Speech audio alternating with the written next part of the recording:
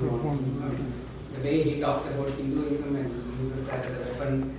I mean, it's true that BJP uses Hinduism and cow as a weapon, but I think at some point they realized that they have to follow it. I mean, I think they started following different strategies, and as media describes, recently, a few months back, their intervention on the triple talaq issue, and then recently in the cabinet reshuffle, they appointed Alphonse Kannanthanam. So media is describing these as strategies to get more Christian votes or Muslim votes and all. So what is your view on this? Is it something like whatever BJP does, is that from religious angle, or is it just media creating all these kind of, I mean... The BJP's core problem is that it is essentially a party of Hindutva. Hindutva has been, in 1980 when the BJP was created after the wreckage of the Janata Party, they officially adopted something called Gandhian socialism as their ideology, except that Gandhi wasn't a socialist, so I don't know what Gandhian socialism was meant to be other than hypocrisy. But at the end of the day, that gave them 2 seats in the 1984 elections. And they changed, and by 88 or 89, they had officially adopted Hindutva as a ruling ideology. And even today's Narendra Modi government extensively promotes the thoughts of Deen Dayal Upadhyaya and so on, who are very major thinkers of the Hindutva ideology. And Deen Dayal Upadhyaya, building on the works of people like Savarkar and Golwalkar, has written very clearly that in their view, India is a Hindu country, and that Hindu is somebody for whom India is his Matrabhumi, his motherland, his Pitrabhumi, the land of his ancestors, and his Punyabhumi, his holy land. So only those people whose religion was born in India can qualify in all 3 categories. Now, Matrabhumi and Pitrabhumi everyone can claim, but Punyabhumi, only Hindus, Buddhists, Jains and Sikhs can claim.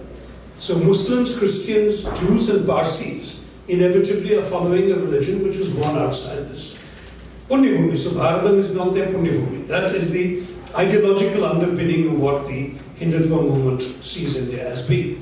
Now in those circumstances, there's a further difference they make, which is that they say Jews and Parsis are guests and Muslims and Christians are invaders. That is because it's a very North Indian centered view. They have very little appreciation of the fact that in Kerala, for example, both Islam and Christianity came a long time ago and came in peace. Christianity, as you know, at least oral legend traces into the arrival of St. Thomas the Apostle, Doubting Thomas, sometime around 50 AD, 52 AD is when he perished. And Islam came in the lifetime of the Prophet and came through travelers, traders, missionaries, not through the sword. But in the north, they only think of Islam as Muhammad bin Qasim and Alauddin Khilji and Mahmud of Ghazni and Mahmud of Ghori coming and attacking temples. And they only think of Christianity as being imposed by the British. They have no sense of this history that the rest of India has. So it's very much this northern-centered view. And on top of that, it's a view that essentially relegates 2 large segments of our society to the status of second-class citizens. That can never be acceptable. So there's often going to be a profound sense of suspicion about them on the part of both Muslims and Christians, and that is going to be difficult to escape. Now there are a number of things about the Muslim problem which the BJP simply can't avoid. For example, we now have, for the first time in the history of independent India, a party with a majority in the Lok Sabha that has not one single Muslim MP.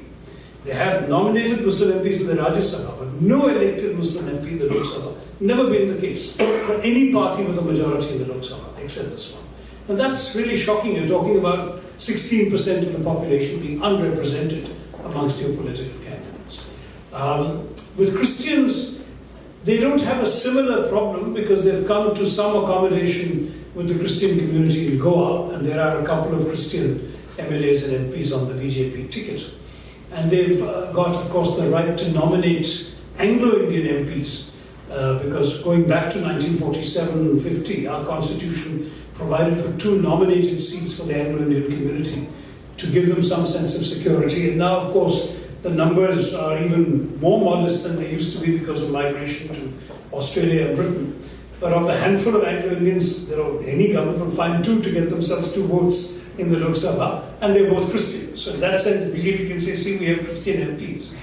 But if you look at Alphonse Karathanam's appointment, he's clearly there because he's a bureaucrat. Modi appointed 7 new ministers, 4 were retired bureaucrats out of the 7. So he clearly values bureaucratic training and administrative ability, not necessarily political clout.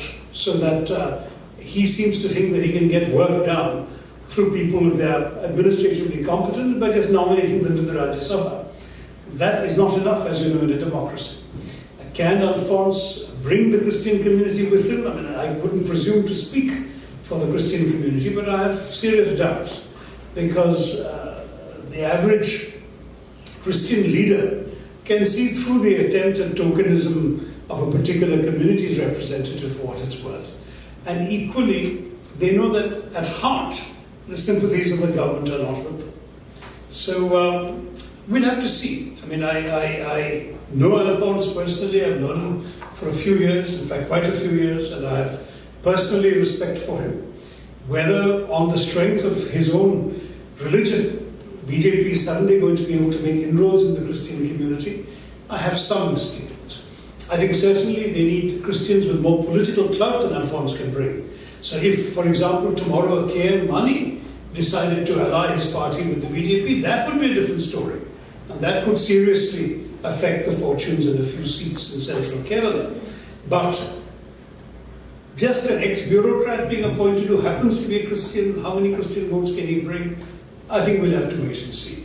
At the moment, I'm not terribly worried about that. My main thinking is if, as a result of Alphonse being there, we can get a few more tourism ministry rupees into Kerala, I'll be happy. And what political benefit they may be, we'll see by the time.